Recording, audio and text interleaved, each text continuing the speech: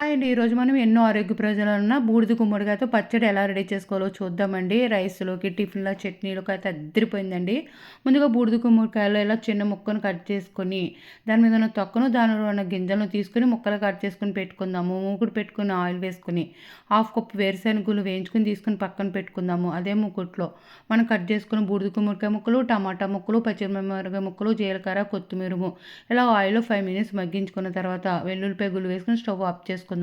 ఇది చల్లారిన తర్వాత రుచికి తగ్గ సాల్ట్ వేసుకొని మిక్సీ పట్టుకొని ఉంచుకుందాము.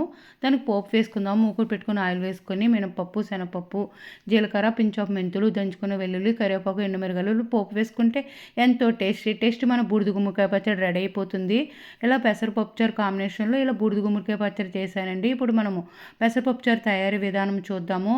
ముందుగా టీ గ్లాసును పెసరపప్పును శుభ్రంగా వాష్ చేసుకొని ఇలా కుక్కర్‌లో వేసుకొని ఇందులో టమాటా ముక్కలు, ఉల్లిపాయ ముక్కలు, పచ్చిమిరపకాయలు, పసుపు, కారం వేసుకొని 1కి 4 గ్లాసులు వాటర్ వేసుకొని హై ఫ్లేమ్‌లో 1 విజిల్, సిమ్‌లో 3 విజిల్స్ వేయించుకుందాము.